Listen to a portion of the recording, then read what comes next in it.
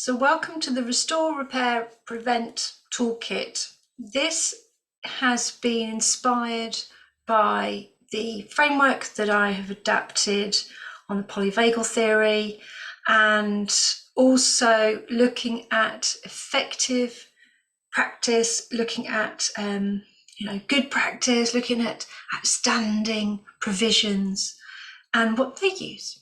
So I have been inspired by Mountfield Heath School, an outstanding provision that specialises in working with young people that need an alternative approach to regulating their emotions, and also that insight to recognise that we need to know how to repair, we need to know how to prevent. So what I would suggest you do, print this off, laminate it, get a bit of Velcro, you're going to need it. Have this in every classroom. This should be standard, consistent approach to, I'm going to go behaviour management because then you understand what I mean. But we do need to recognise we've got to move away from that term. But let's stick with it so you understand. So, learning environment, classroom environment, let's go with that.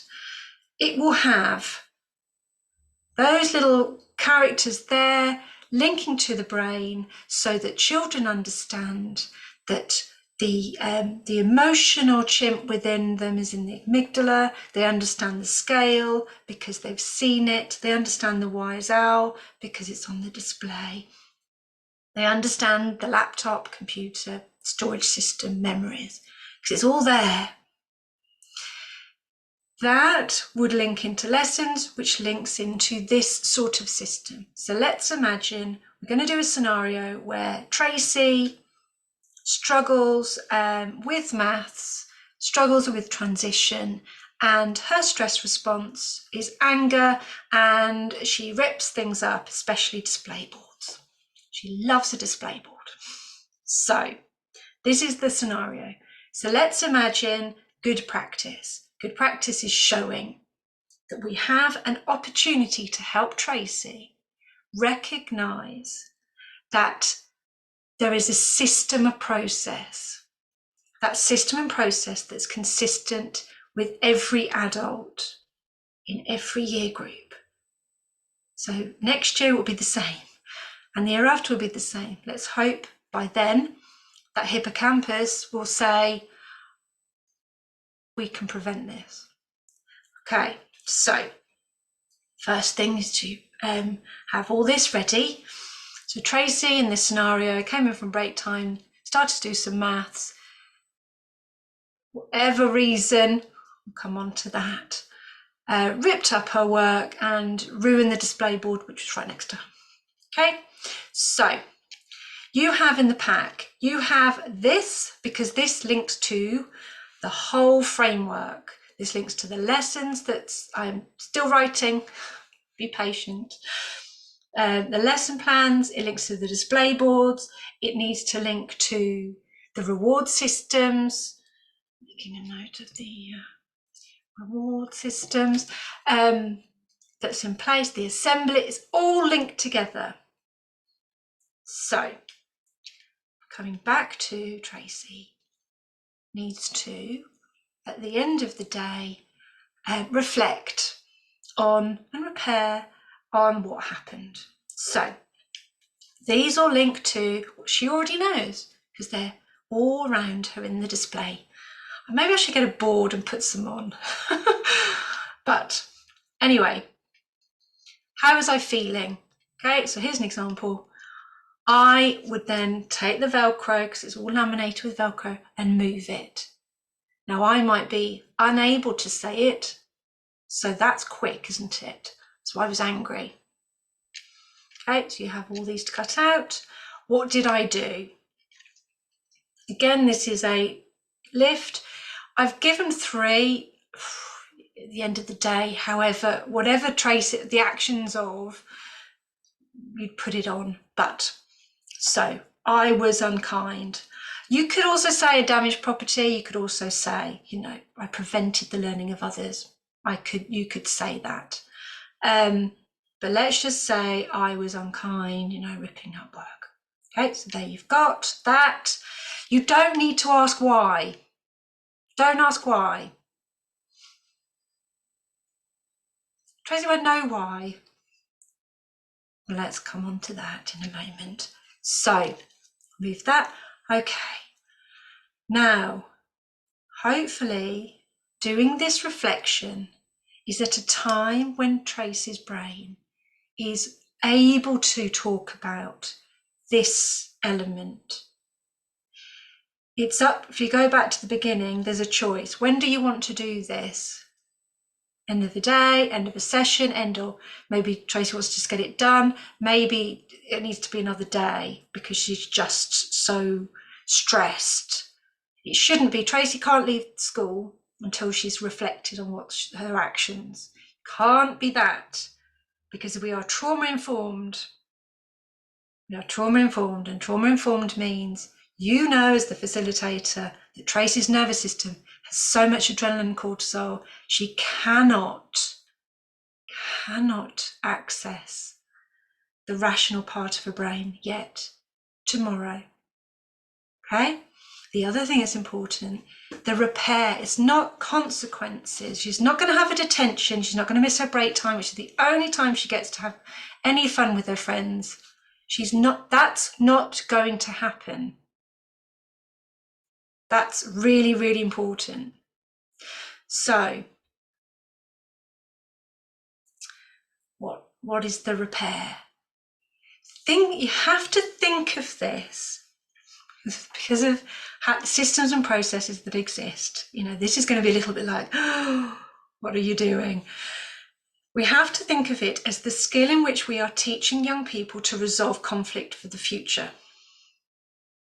So, Tracy ultimately was stressed doing an activity. Her stress response is avoiding. Oh, she avoided it. She ripped it up and the display board. She avoided stress. We want to help Tracy to not avoid conflict and problems, because otherwise, when she goes to secondary, when she goes to college, university, whatever that might be, and she hits a time of the uncomfortable, she'll just automatically, that's the hippocampus, automatically go back to the known. Go back to the known. So, how can we help educate, teach strategies, skills? So, repairing any damage, finishing off the work, I'll come to that one, and expressing feelings and apologising. So, repairing the display, fair enough. It may not be to the high standard that the teacher might want, but it needs to be done. The process, it needs to have an ending. Conflict needs to have an ending. Otherwise, it just goes into a loop. And we just keep reliving it, do we not? How many arguments is still in your mind because there's no resolve? So, finish work off. Now, please be mindful that was the trigger. Please be mindful. So the expectation to go and sit in a room on your own and finish it isn't going to teach the skill of what to do when there's a problem. What that's teaching you is you just get on with it on your own in life. Nobody's going to be there to help you. So there's this part where, as the adult, it's recognizing there's a trigger in here. Why was the nervous system activated? Why? Hopefully, in time, Tracy can say, I'm really stupid, I'm not very good at maths. Hopefully, in time, that sort of thing will be able to be expressed. So, there is an element to, okay, there's a belief system here. Right, is there anything else going on? I don't mean is she stupid. Does she struggle with math? Is there something else there? What can we do to support her? Scaffolding, peer work, and saying that, right, we need to change. there's a part of you, the emotional part, that doesn't believe in themselves. We need to change that because it's not true. So we're going to do that by helping you remember that you are able to. We're going to do that through pair work. We're going to do that through me doing one with you, and then you do one underneath. Something like that. It's not about finishing all the sheet. That's not going to achieve anything. So finishing off, that's the repair. So we're all nice, and we've got the emotion, we've got what happened, the action, we've got a resolve. We've gone through the cycle.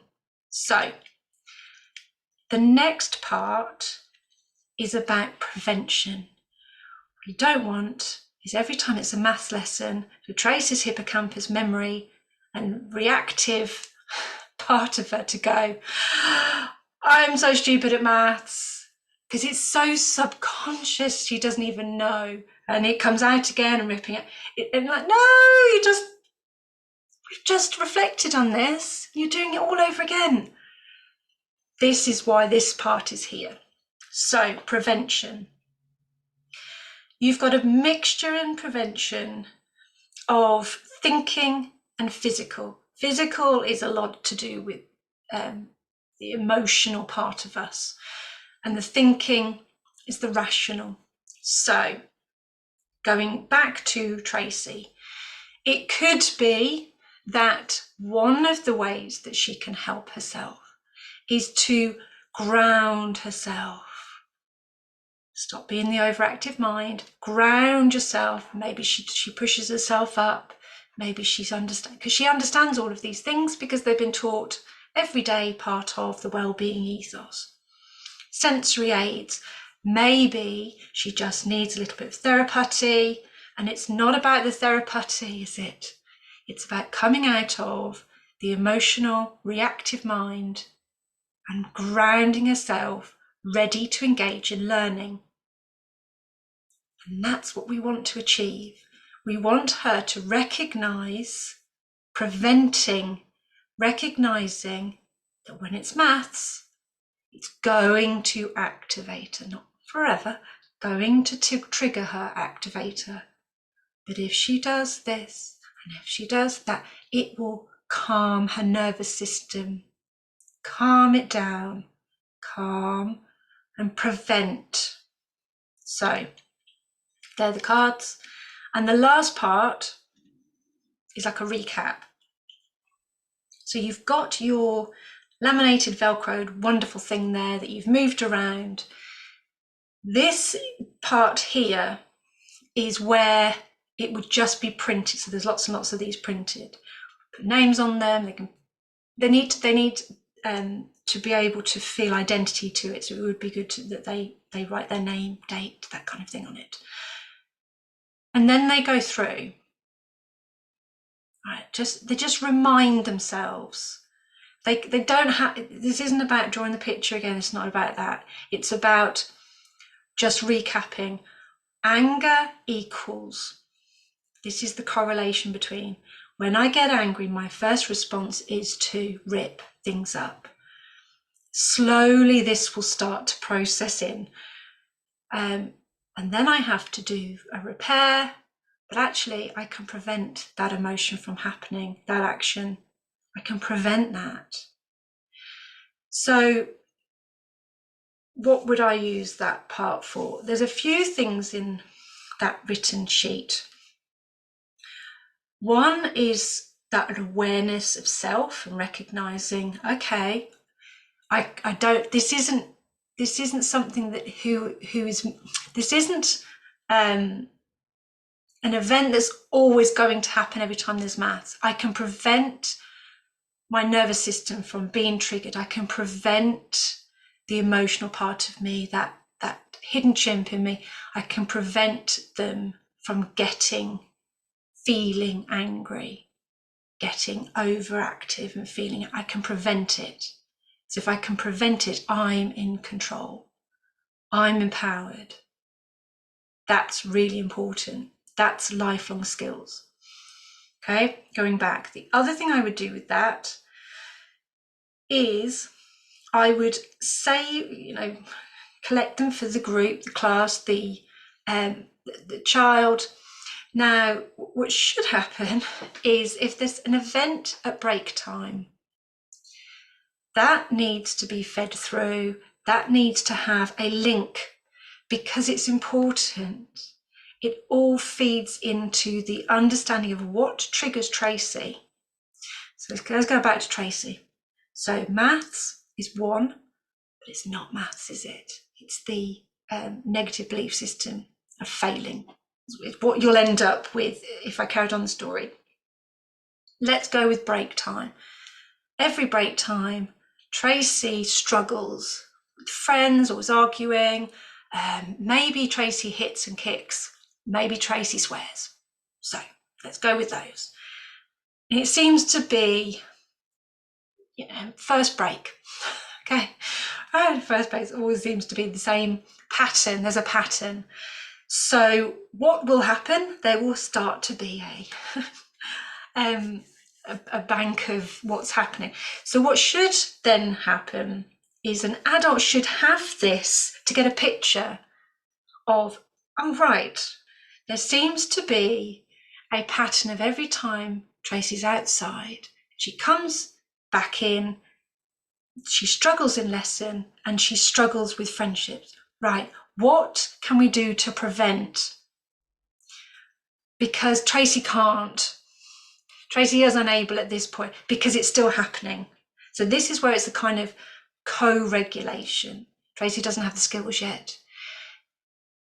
I'm going to go with, just so that there's an ending to this bit, social skills. Let's go with social skills, right? So we've had a look, and sensory, she keeps saying, I want my therapy, that will be the thing that will make everything better, and it doesn't work. So you'd observe Tracy at break time and recognise that she's always on her own, or she's always arguing with somebody. Social skills. Then that's when the intervention of, whatever that might be, we'll go with the Lego intervention. There's lots and lots of social skills interventions out there. Tracy then has an intervention for 6 weeks.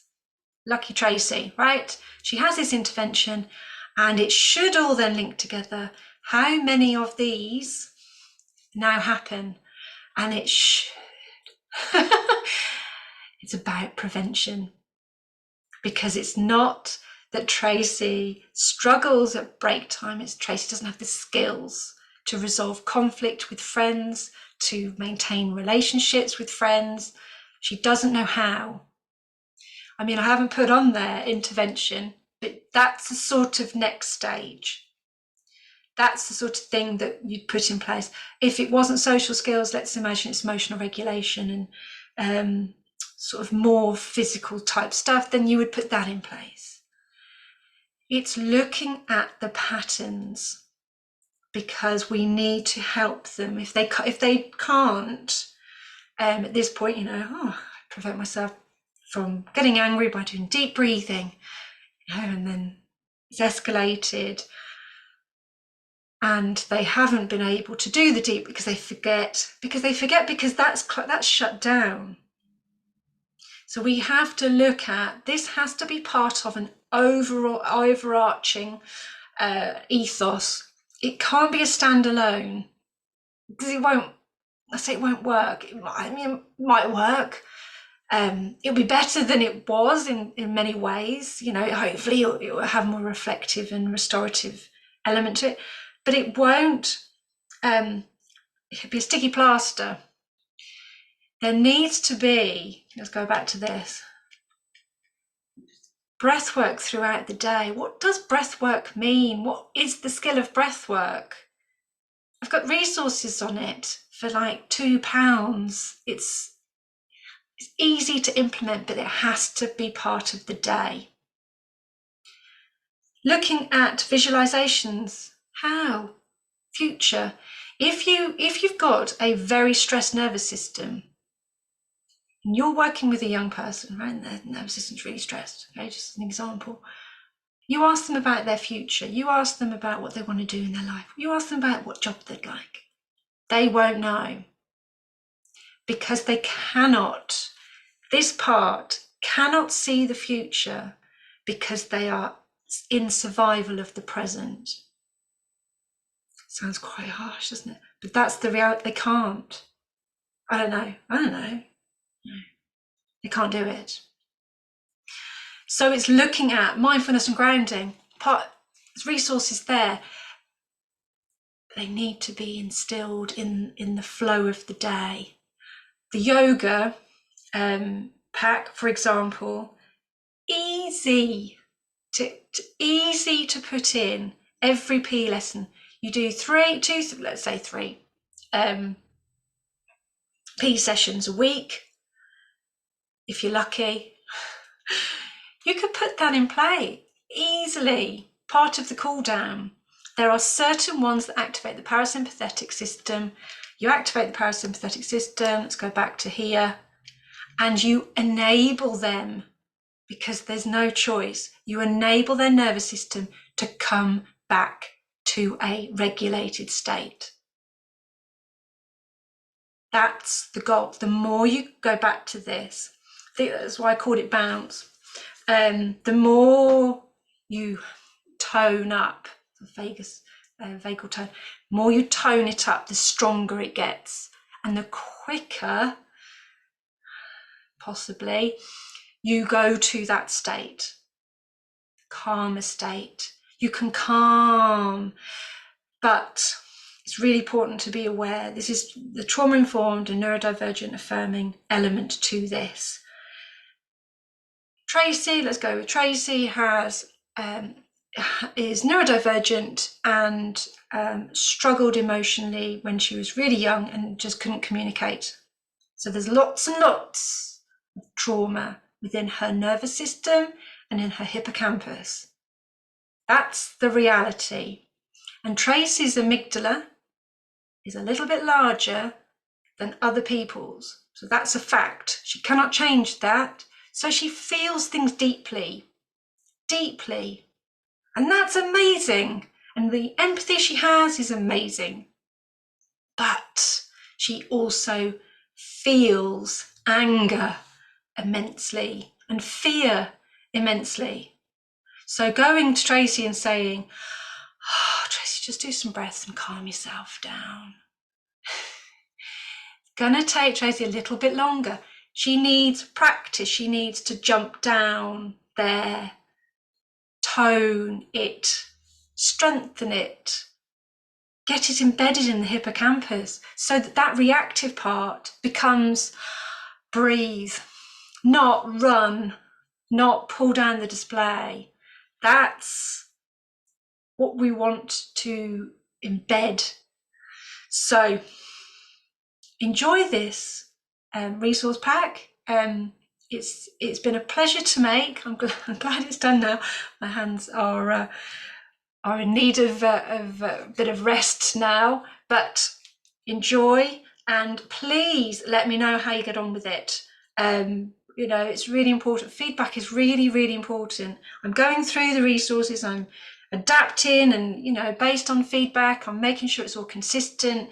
My aim with it is so that schools can sort of bring in something that works alongside. It's really important, it has to work alongside things, because I know that there's lots of other interventions and schemes out there. Schools can bring it in, families can have it at home. You know, it can all be there, and just that consistency, that predictability is a very safe thing to do. And we need to start to embed this trauma-informed approach. Enjoy. Take care.